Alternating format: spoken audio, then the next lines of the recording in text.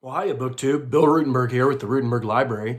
I wanted to come to you today with a tag. I've had a whole bunch of tags that have kind of piled up here at the Rutenberg Library where people have tagged me, or I've just seen different videos where I would like to do that tag. And the one that I want to do today is the BookTube Dog Tag. Now, this was originally created by Danica Lee Ellis, and I saw it on my good friend Brian at Brian MR, and he tagged me in the video. He tagged a few of us that he knew had dogs, and so I wanted to do this. Thank you for tagging me, Brian. Thank you for the creativity, Danica.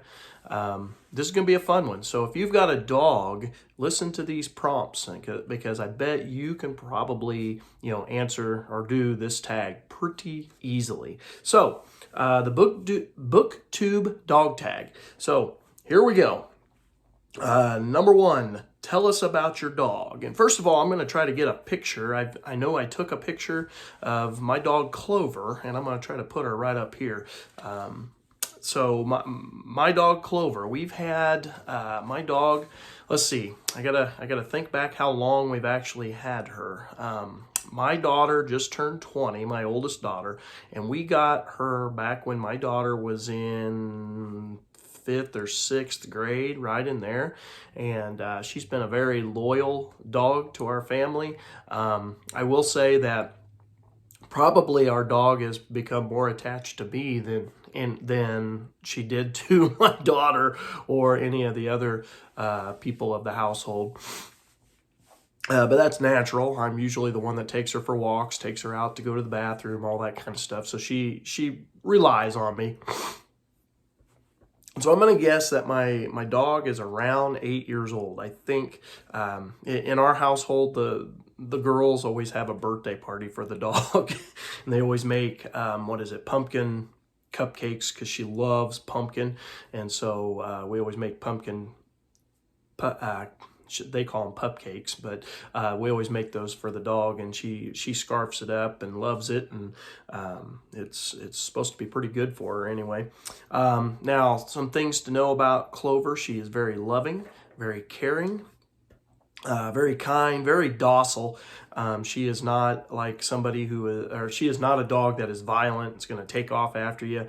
Now, with that being said, my youngest daughter, who just turned 6, all of these years, it was kind of funny because as soon as she was born, Clover went from being, very docile and scared of her own shadow to becoming protective of her. And that was kind of fun to watch. Now, when I say protective, she doesn't go out of her way to go like try to nip at people or something like that. But if somebody comes to the door or a stranger comes up that she doesn't know, she will give a little growl, which is very, very rare for her. She does not hardly ever bark. It is very rare for her to bark. The only time she really barks is like if my youngest daughter and I are playing and maybe we're roughhousing or chasing each other. She'll get excited and start barking at us and chasing along with us. So it's not even, it's not a violent bark or anything. It's more of an excited bark. So what breed is she? She's an American dog. She's a mutt. Her mother was a teacup dog, one of those little ones that you can pretty much put in your hand. And I'm not sure how this happened, but the beagle down the street came prancing around, and something happened there. I'm not even sure how that happened. But the teacup dog became pregnant with some dogs, and Clover was the runt of the litter. And we found her online. They were wanting to get rid of the dogs, and so we got her when she was really, really little. And I'll try to put a picture of this up too. I gotta find it. But she would fit right in our hands. When we brought her home, she was still teeny, teeny, tiny. Clover was always been a fun dog. She's just always been loving. I got pictures of me laying on the couch and she's sleeping on my chest. Now, obviously now she's gotten bigger. She doesn't sleep on her chest anymore. But when she was little, she definitely would. Funny little story about her. The same time that we got her, I had injured my back. Okay, and so we got her. She's a little pup. We're trying to potty train her. And when I injured my back that fall, I went to therapy and they gave me a whole bunch of stretches and stuff, and I had to get on an exercise ball and stretch, and then I had to lay out flat on the ground and do all these stretches and stuff to help my hurt back and try to get it back to where it was supposed to be. Anyway, I was laying flat on my back doing one of these stretches, and this is disgusting, but next thing I know, I could feel Clover sitting right here. And I'm like, oh, nice little Clover. Look out, I'm trying to do my stretches. Next thing you know, I feel like I've taken a bath and I've got liquids running. Now, as I said, remember, the dog is being potty trained. Yeah, she peed all over me, or right next to me, and it ended up all over me. And I'm sad to say that was the last of those back stretches that I ever did. I never did those. I haven't done them since. I've got like PTSD from being peed on. But anyway, she's grown up into a wonderful, wonderful dog. She's got a nose that takes her all over the yard. Sometimes you got to watch her because she's paying more attention to the smell than to her surroundings, which can get dangerous when you live on a road that's got a little bit of traffic. But she does a really good job of staying in the yard. I've gotten to where I can kind of trust her for the most part. I can trust her. Now, if you turn your back on her too long, she will wander out into the alley and down the alley into other people's yards, and I don't like that. We got a leash law in our town, and we've got also some laws about picking up after your dog when she makes her mess. And so I always get mad when other dogs come in our yard and do that and the owner does not pick it up. So, I try not to let that happen. I try not to let her wander because I don't want to leave droppings in other people's yards, and I don't want her getting hit by a car, obviously. But Clover's been an absolute wonderful pet, and I say pet, she's a member of our family. We all love her to death, and I can't imagine the time that comes when we don't have her. That saddens me. Anytime I read a sad book about dogs, I tear up because I start thinking about Clover. So anyway, number 2, what would be your dog's favorite book? Okay, I couldn't think of one in particular. Well, actually, I did. But I can't think of the exact name. It was about a guy who walked from the East Coast to the West Coast, and it's actually a 2-part book, A Walk Across America or something. He did another book, A Walk Across China, Peter something, and I'm going blank on his name. But the reason I chose that book is because of how Clover loves to wander around. Her nose takes her all over the place, and she is willing to go explore and move around, and she's pretty peaceful, doesn't really want to bother people. She's just interested in the smells, and so she wants to walk across America if I let her, I imagine. So that's why I chose that travel book. I'm just going to say travel books in general, maybe. She wants to wander. She wants to go explore. So number 3, use the first letters in book titles to spell your dog's name. So my dog's name is Clover, Clover. So I have a stack of books here on the floor that go along with that. So the first book for C is a book that I recently read, Centennial by James Michener. Wonderful, wonderful book about, it basically takes you through the history of Centennial, Colorado, a small town in close to being in the mountains in Colorado, and it takes you through basically the history of the West in that part of the United States, and it's wonderful. Michener takes you from the formation of the earth through the dinosaurs, all the way through different animals coming in, horses and beaver and all that, to the Native Americans, to Europeans coming in, and then just the story of America heading into the 1900s. Wonderful, wonderful story. That is my C book. Oh, now for L. Now, this book I have not read yet. I started it, and something came up. Put it by the, on the side. Need to come back to it. Maybe it's one I'll look at coming back to this summer if I got time. So CL. So we got London by Edward Rutherford.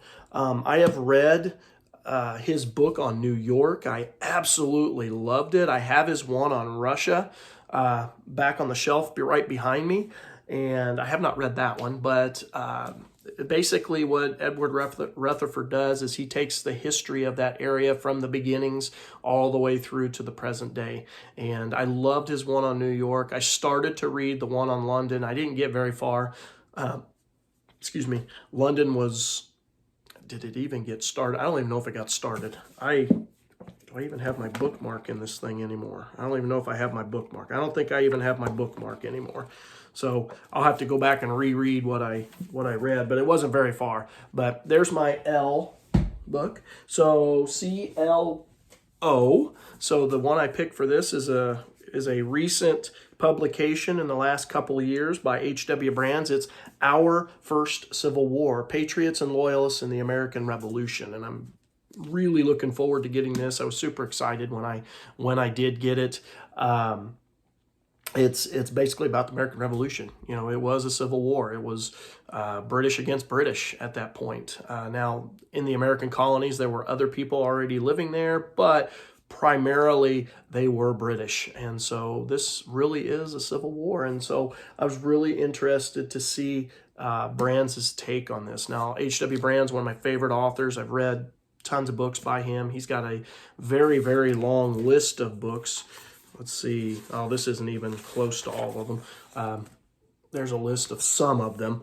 But on that, I have read TR. I've read The First American. I've read The Age of Gold. I've read his Andrew Jackson. Let's see. And I have several of these others. And The Zealot and the Emancipator. My buddy read that with Peg over at the History Shelf. So anyway, I've read several. I've got lots of them, so I made sure to pick up this. One of my goals is to get all of his books, and that may be a goal that is very attainable now. So anyway, there's the O. So for V, I picked the godfather of American historians, Bernard Bailyn. He's like the teacher of the teachers. And I picked his book, Voyagers to the West, A Passage in the Peopling of America on the Eve of the Revolution. Have not read this one yet. It's a thicker book, but I am looking forward to it. I've read other works by Bernard Bailyn. I enjoy them. They do not necessarily read like real fast like a H.W. Brands book would, but they are still very well written. The common lay person who is not, into American history can still pick it up and understand it. It's not written in a style that's like completely over your head, but it's a slower paced style. So there's our V. For E, this was one that I was going to put on the Historathon 2023 third quarter list of books to read. And this is English Society, 1580 to 1680, and this is by Keith Wrightson. And it's I believe exactly what it says. I've never read it, and like I said, it's on my TBR. It's about English society. So just giving you the culture and what some of the chapter titles in this one are, let's see here, degrees of people, social relations in the local community, family formation, husbands and wives, parents and children, population and resources, order, learning and godliness, nation and locality. So maybe not for the average reader, but for somebody interested in history that teaches, world history like myself, that's something I'm going to pick up and partake in. And the last one, for R, Clover, for Clover. The last one is a Max Hastings book because I read his World War I catastrophe, 1914 catastrophe book. I'm picking Retribution, The Battle for Japan, 1944 to 45. And of course, he has a ton of books out on World War II. He's a World War II historian. He does other wars as well, but he's got a lot of stuff on World War II. I have not read this one. I picked it up because I enjoyed the World War I book. I picked up actually several of his books all at that one point in time. I kept finding them at the bookstore, Books Revisited, and so I was picking them up as I found them. And so there you go, BookTube. There is question number 3, that use the first letter in book titles to spell your dog's name. So there you go. Question number 4, what's your dog's relationship with books? Well, my dog doesn't read, so I'm not sure how to answer this. Is she nice to books? Yeah, she'll if my books are sitting on the floor, she might sniff them, but she's never chewed a book of mine. Never, ever. Even when she was a little puppy, we trained her pretty quick to leave things alone.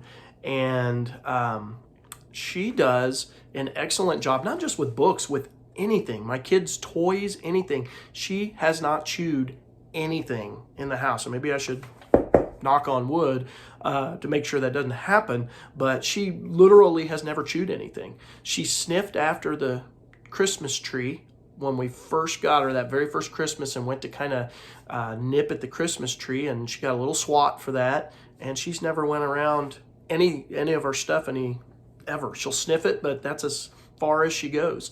We've been very, very lucky with that, and it's kind of funny because my youngest daughter, she loves stuffed animals, has stuffed animals all over the place around the house.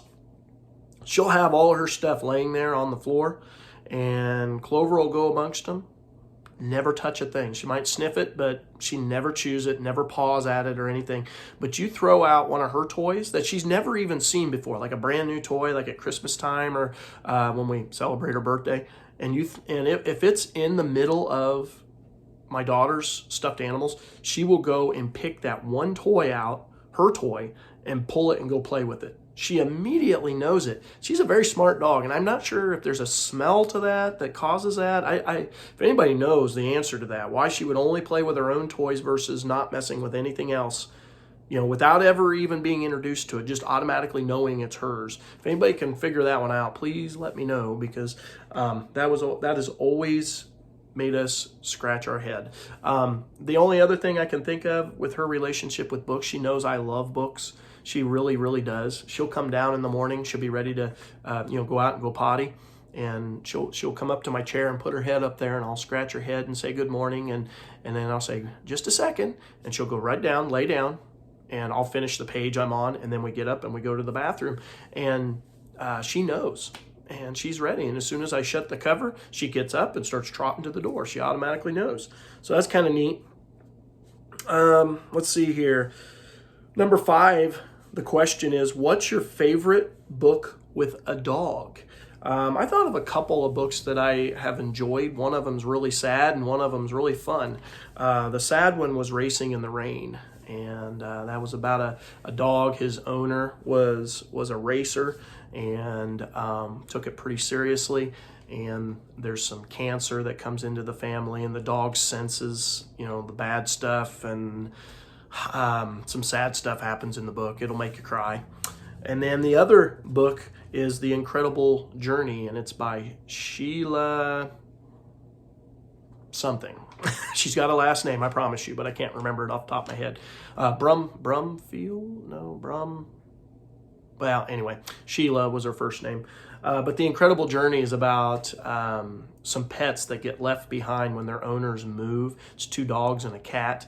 And we read this one, what was we in, 5th, 6th grade? I can't remember when we read it, but I have loved that book ever since that very first time. I reread it every once in a while. It's kind of due for a reread again. And I've watched the old movie, the newer movie, the one with Michael J. Fox plays Chance, I believe was the name of the dog, the feisty young dog. And I've loved the movies. I've loved the book. Excellent story. Let's see, number 6. Oh yeah, by the way, the book is about them trying to go find, it's a journey, and they go find their owners that moved away. It's an incredible journey about friendship and love and loyalty and all that good stuff. But anyway, it's also an adventure story. Number 6, find a book on your shelves with a dog on the cover. So I went hunting earlier so that I wouldn't have to stand here searching forever. And I actually had to go to one of my other shelves. And this is a book that I picked up recently in a book haul that I read a long time ago that I honestly don't really remember anything about it, but I remember reading it when I was really young, like maybe elementary, maybe middle school, but it was Sounder by William Armstrong. And so there's the book with a dog on the cover.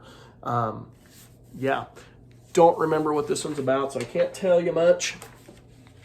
So number 7, the last question on the tag is, find a book in your TBR that has the word dog in the title or has a dog in it. So I could not find one in these shelves because this is mainly history stuff, so I didn't have a lot of stuff with dog in it. So I actually found one up top, but it was a fiction story that has a dog in it. I'm kind of stretching this because the dog's not the main character or anything, but A Time to Kill by John Grisham. The main character, oh good night, I'm going blank on his name. Give me a second. Jake Bridges has a dog in this, his family dog, and there's going to be a point where his house gets burned down, and he thought the dog was in the fire, and there's a big search scene for where is the dog, and yeah, kind of a sad moment in the book, but yeah, that is it, BookTube. This is only 7 questions long. Well, there's an 8th question, but it's a tag. Who would you like to tag? And this one's been going around. I saw several different editions of this. Steve Donahue did it. I know, obviously, Brian did it. I've seen several of these. And so I'm not sure who has been tagged, who hasn't, who has done it, who has not done it, who even has a dog. So here's my invitation. Anybody out there that has a dog that has not done this tag, I would love to hear your answers. So please do this tag. And again, it's called the BookTube Dog Tag. So BookTube, thank you for your time. Thank you for watching. I really appreciate it. I hope you're enjoying the beautiful weather. I hope you're getting some reading done this summer. At least if you're at home like me, because I'm a teacher, waiting for school to start in the fall. Yeah, so I'm enjoying the weather. But it's also got a lot of the honey-do list things to do, so it's not just reading. Anyway, until next time, BookTube, have a great day and happy reading.